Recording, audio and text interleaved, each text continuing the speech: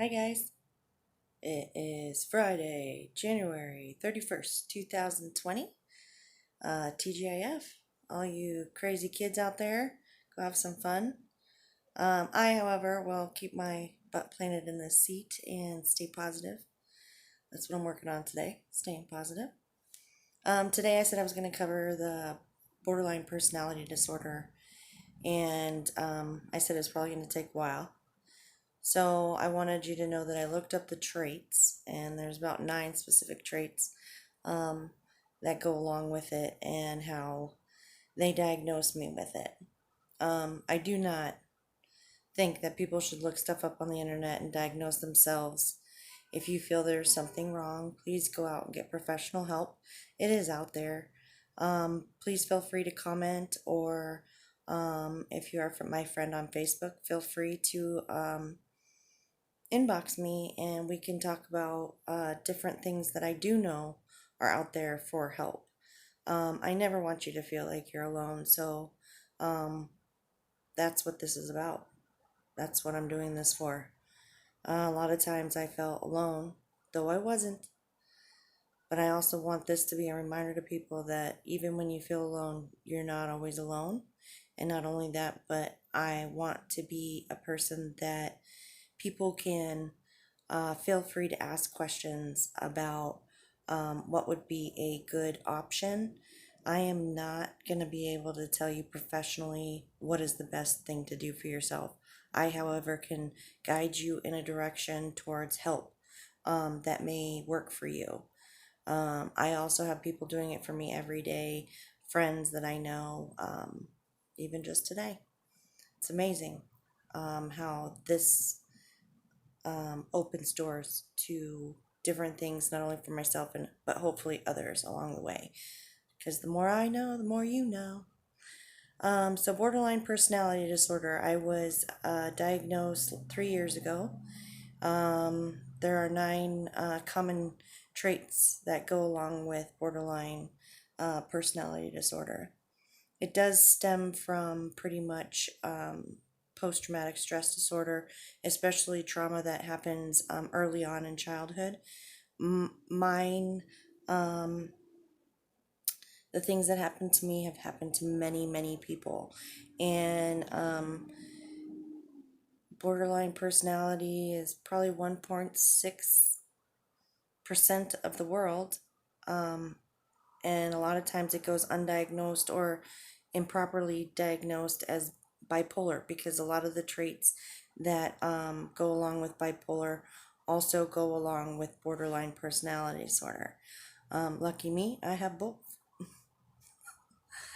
Just trying to make light of it because not everything has to be so serious. And the last 2 videos were kind of too serious, and I felt like there was a lot of crying, and I don't want you to feel like, I don't want anybody to ever feel like these are just to tell you like exactly about me and it's all sad and blah blah blah, because my ultimate goal, I want to be a stand-up comedian, and one day I am gonna do it without freezing on stage, because I've done it and I froze terribly on stage, but luckily there was only 5 people. So those 5 people, thank you for at least clapping for when it was over.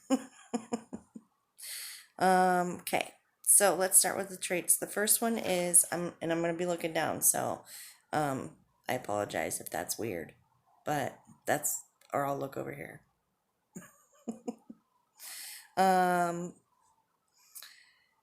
Borderline personality disorder is a learned behavior, whereas bipolar is a chemical imbalance. Both can be treated with medication.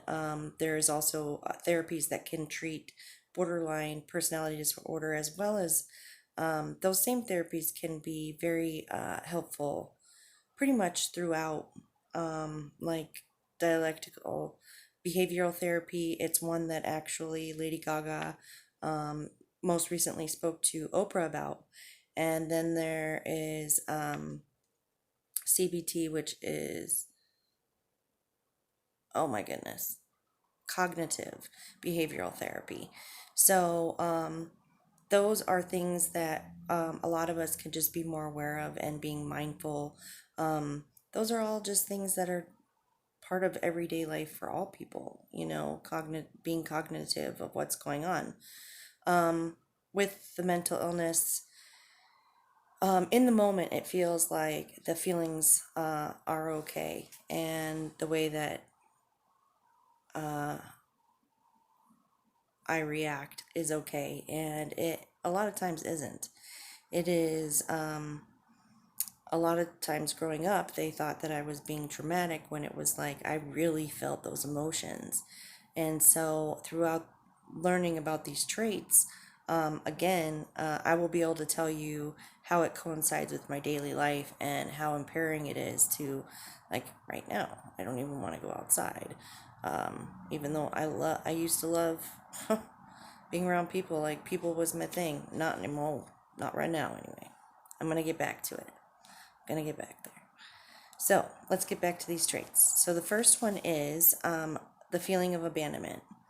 That comes, and it can be created by oneself, actually. That's because it has happened many times in the past to an individual in different ways. As time went on, it was like something I kind of looked for. So I would create a situation where the person would want to leave, whether it be a friend, a family member, or if it was a romantic relationship. Um, yeah, at certain situations, I would create the abandonment that occurred. So the feeling of abandonment is um, feeling as if, nobody's there in the darkest hours, even though for me it feels so dark, and to others it may not be so dark. And then that abandonment turns into anger, and or that feeling of abandonment. It's not that it was abandonment. Anger, which then creates the person to not want to come around, which then it's really sick. It really tells me that they left, so I was right, and that's so wrong. But that is part number one, the feeling of abandonment, rejection, begging, clinging, done all that. I'll start fights. Like I said, I'll start the fights just to make the person leave, because I think I'm so right that they're going to leave anyway. Now that I am aware of these traits, I can now change that behavior when I see signs of it starting to creep up again. I did it recently with pretty much purged, which wasn't right, or in any way. I hurt a lot of people in the process of hurting myself. So I am working on keeping to myself and learning to not make things bigger because I hear somebody said this, or it doesn't matter anymore. I don't care. If I haven't heard it with my own ears, I don't care what anybody said. And if people feel like being cruel, that's today's society sometimes. Um, you know, God bless you. I wish you the best, because I know that what my mistakes are, and I hope in the future that I can correct the behaviors of the past and have a brighter future than what I felt I was going to have in the past.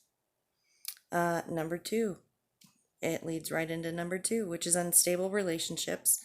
It's either all good or all bad. It's very extreme for borderline personality disorder as far as my reactions to things or my feelings for things. One minute I can be hysterically crying, and the next I could be laughing and peeing my pants. It's that drastic in change of emotions, and it can happen within seconds, minutes, but sometimes it can last up to days. And that's where people kind of misconstrue it with mania. And mania is not so much a big part of borderline. It is more the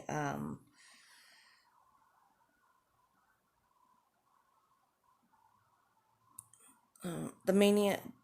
it's more the self image, which leads to the third one, unstable self image. This is so great. I didn't know how it just pew, pew, pew.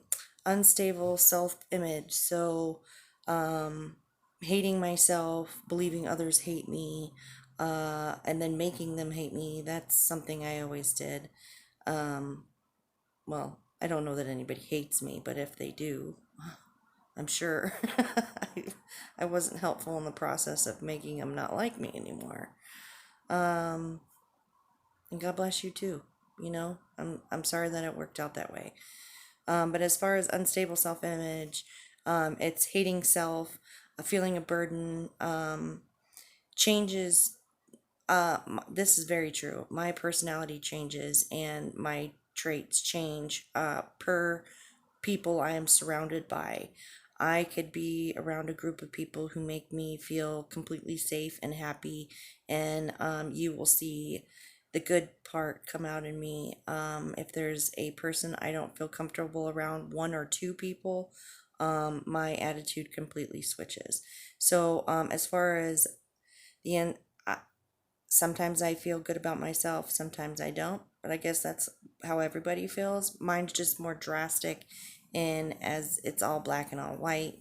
And I'm very, very, very, very hard on myself to the point where um, it it can cause me to want to cut, or um, I get very angry where I want to pull my hair sometimes. I don't do it very often, but lately, especially with the medication change, I do feel that frustration coming up more in my view on myself. So, right now, I would say that unstable self image is, I would say that's in all of us, because we are our biggest critics and we should probably give ourselves a little bit more credit. So, should I? So number 4 is impulsive and risky behavior. This is where people like dibble and dabble in drugs, and for me it was, I tried every drug. Um, like I talked about in the first video about the how my relationships were fast and very sexual because I thought that's what affection was. So, that's kind of risky behavior too. It almost was, I was doing it to see, um, or thought that when men would touch me, that was the right kind of attention, and it by no means was. Um, I didn't allow myself to be respected after what had happened to me, and I put myself in situations that were very risky because I um it was easier to feel that unstable feeling all the time rather than getting close to feeling stable. I have learned most recently, especially without having, as much alcohol in my system, well, as much, not really, hardly any at all, that um, I can learn to appreciate things more, and I can be less, ready to go fuck my whole life up, honestly. And that was something I used to do on a regular basis, is pretty much flush my life down the toilet with alcohol. There wasn't a lot of drugs involved except for the prescription ones. I was on Xanax, like I said, Klonopin and Valium. Also a lot of antipsychotics. You're not supposed to drink on those. It doesn't make you any better of a person when you do. Like I said in the last video, alcohol is present. I do use it on occasion. Haven't in a little while because I've been really sick. Hopefully that streak continues and I don't go down that path again. And I can learn to just be okay in my own skin and not try and self medicate or get that liquid courage. Yeah, no, don't need it. It just makes for a bad time for everyone. So, impulsive, risky behavior. If you have a friend or something that seems to be going out and, meeting up with guys every other week, different guys, you know, not using protection, any kind of risky behavior, drugs, a lot of drug use, those are signs for, concern, obviously, at any time with any person. Age doesn't matter. Number 5 is self harm and suicidal ideations. I never say it correctly, so please forgive me. I am just uh, just trying my best here. So if I say something wrong, feel free to correct me down in the comments so that way I can learn along the way. That is what this is all about, me learning with you, and hopefully it can help both of us or all of us. I don't know who's out there, but either way, I appreciate you, just so you know. So self-harm and suicidal ideations. Like I told you in the last one, and the first one, the cutting. 75% of people with borderline personality disorder will cut themselves or harm themselves by burning. I obviously was a cutter. I do not want to be a cutter anymore. When a child sees that and you kind of stutter step to try and not tell them what exactly happened, it's a rough thing. So yeah, no more cutting for me. No burning, no self harm.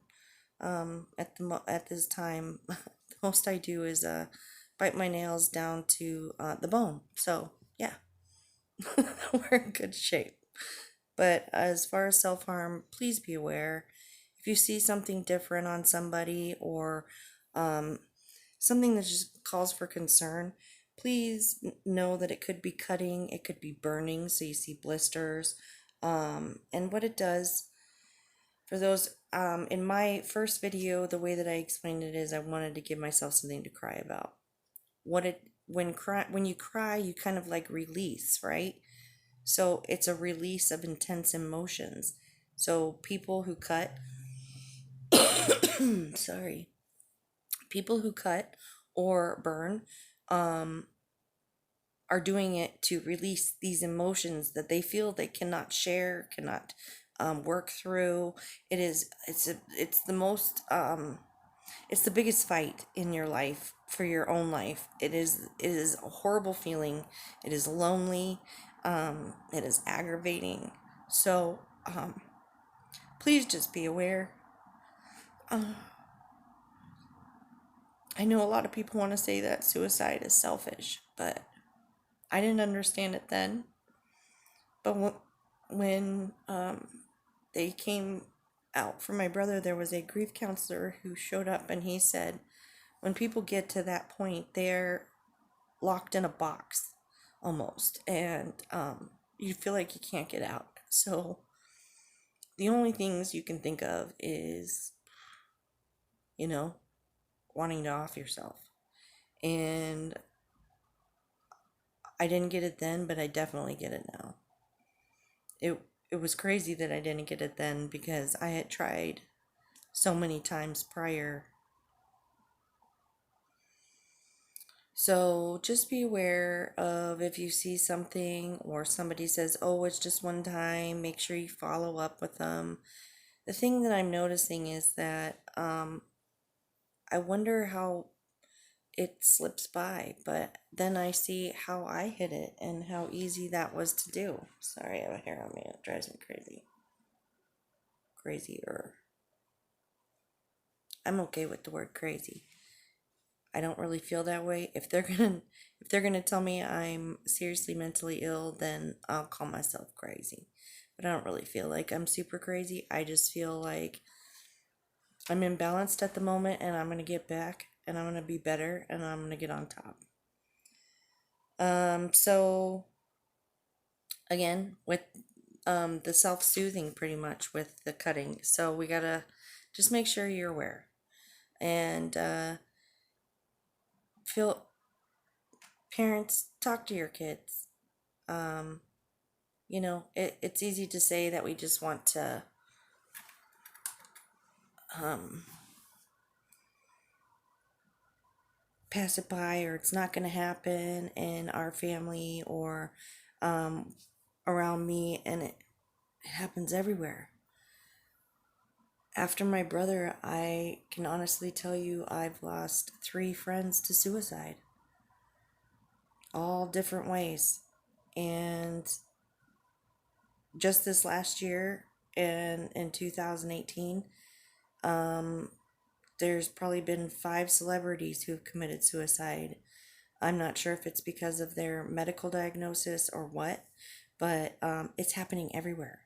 And if we can try and make this world a better place by just being real, and that's what I'm doing here. I am being real with you because I got nothing to lose. This is who I am. I have tried to hide behind this film of medication and being okay all this time, and I wasn't. Moving on. Sorry. Number 6.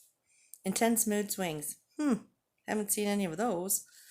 So, like I said, again, crying hysterically and then laughing within the next 10 minutes of the same time. Others, it takes time to, switch gears, but having those intense emotions on a regular basis. So, it's almost kind of like having fight or flight at all times. That's how you feel. Fight or flight. Like you're either gonna just go hide in your room, or you're gonna be raging angry, and or severely sad, or overly happy, and people are just like, "What is wrong with you?" But it's like, "What's wrong with you? Because I feel great." Or, "What's wrong with you? Because this is a really sad situation." And it's like, no, that's not how that works. You're not supposed to be that emotional. And I lived in those emotions for too long. I'm okay that I'm an emotional person. I am not okay with the fact that I cannot control them at times. It's debilitating. It sucks not being able to say, hey, suck it up, or not really suck it up, because I hate that. It's more like I really want to tell myself to, kind of get it together and realize that there's things in the world that are so much more awful, which then leads to this revolving door of there's things that are so much awful. How can I be so down on myself when I have it so good and I'm so blessed with so many people who love me? And then it's like, you're so selfish. And this is how it goes in my head. You're so selfish. You're not a good person. That person doesn't really like you. They're just using you. So those intense mood swings follow those rapid fire brain thoughts, and it's not easy to get through on a daily basis. And that's why I said borderline personality disorder was going to take me a little bit longer to get through, because it is not as talked about. There's quite a bit of celebrities that you can look up on YouTube or on Google, throw it up into Google, that have borderline personality disorder and go on to live a happy and healthy life. And that's what I'm pulling for. I don't want to try and give up anymore. I know it's been a rough road, but it's been a rough road for everybody. We're all just trying to make it in this world. So that leads me to number 7, chronic feelings of emptiness. I feel like at 41 I should have had a house, children, been married. Without those things, I do feel pretty empty. But I also created that with my intense emotions and my choices. Um, had I known at an earlier age my correct diagnosis, I couldn't say it would have been any different. I'm pretty sure I would have tried to party and pretend like this wasn't real. Um, hmm. and um, I think that when it was time is when it finally sank in, and everything is uh, finding its way. But the chronic feeling of emptiness is very, very real. Um, feeling like I didn't do enough, or I didn't complete things that others have. Um, that is very huge. It feels like there's a hole or a void, and many times I've tried to fill it, maybe with a relationship, or more alcohol, or more medication, or um, it's just, that is one of the things. So if you have a friend that seems like they just have no hope, on a regular basis, this is another one of the signs. Please just be aware. I can't say be aware enough, because being aware is, God, I wish I was aware earlier. Aware. I feel like I would have been able to change the world, but I wasn't. And now I am. Excuse me. And now I am. Number 8, explosive anger. So with all those things that are filled in the head with truths, non-truths, the things that the brain makes up itself, along comes explosive anger, because the frustration is so high, the feeling of emptiness, wanting to get rid of yourself on a regular basis, trying to release the pain through cutting. I mean, all those things. Like I said, my anxiety comes out in anger. People don't know how to take it, and excuse me, I don't really know how to handle it. So that's why during this time, I am doing these videos to kind of help, also show myself as well as others, and document this process of this medication change, and getting to where I want to be. And I want to share that with you, because I want people to see that you can survive mental illness, and that it's not easy, and it's a long, long road, but it's well worth the ride if you can find little bits of happiness in every day. And sometimes I can, and sometimes I can't. And on the days I can't, I'm going to have to learn a new technique to pull myself out, because the days of laying in bed and just being done, it should be over. It should be over. Nobody who's depressed wants to be depressed. There's nothing worse than having no interest in anything. I mean, what's the point of breathing is how I feel. Like, what's the point? You know? Excuse me. I mean, I really think that the anger is just stems from anxiety, from, excuse me. I didn't sleep very well last night. I did the video late last night, and then I had 2 appointments this morning. So anyway, sorry, back to it. The explosive anger may seem very inappropriate to others, whereas to the person, or myself at the time, it didn't seem so inappropriate. You can only apologize so many times. And with mental illness, a lot of times I think that the apologies wear out. Maybe because some people couldn't understand, or also because that behavior has continued and continued and continued. It hadn't changed. So then the apology seems to be not not sincere anymore, which isn't anybody's fault. It's just part of this crap. This crap. So that was number 8. And for the last one is paranoia and dissociation. I forgot the word last night, but that was the word I was looking for, was dissociation. It's where you're like kind of like looking at yourself from outside your body, and you're like, what the hell is going on? How come you're acting like that? Who are you? You're really sitting there watching what you feel as somebody else inside your body, but you're outside of it and you can't do anything about it. Or you get stuck in an image, a video that plays that is from your past, and that that's so debilitating. The paranoia comes from the rapid fire thoughts. They're not slow enough to comprehend, let alone process, and they become very, very toxic, because the paranoia is toxic. All of it is toxic. Um, but these are learned behaviors. So relearning the behaviors or that are healthy, um, it doesn't happen overnight. And people who get professionally diagnosed, be patient with yourself, be patient with others, and know that trying to understand you as you are trying to understand you is just as hard, if not harder, because um, they love you.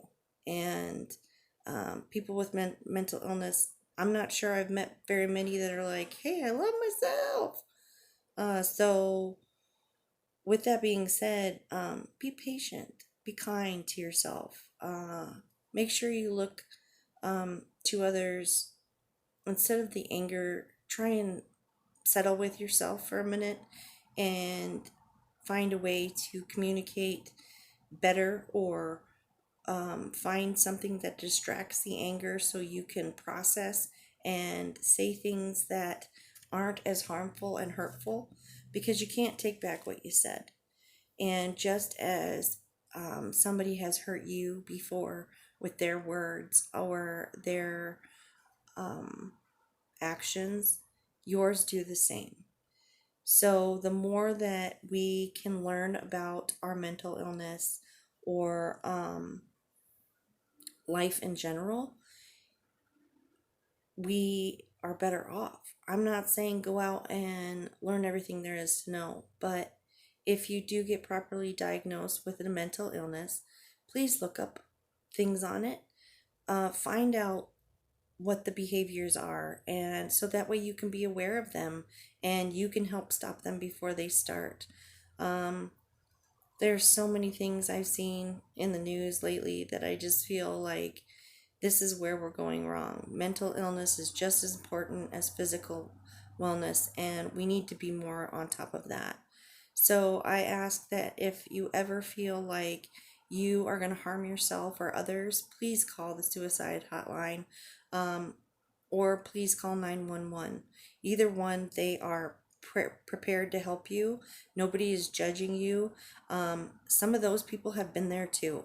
If I could explain that to you, I actually had a paramedic who took me to the last place that I was hospitalized at, and he explained that 6 years ago he was where I was. And of course, this wasn't my first time, but I wasn't going to tell him that because everybody deserves to have their story heard. And I was just honored that he cared to share it with me. And he explained why he had been there. That's not my story to tell, so I'm not going to tell you all that. But I will tell you, we're all human.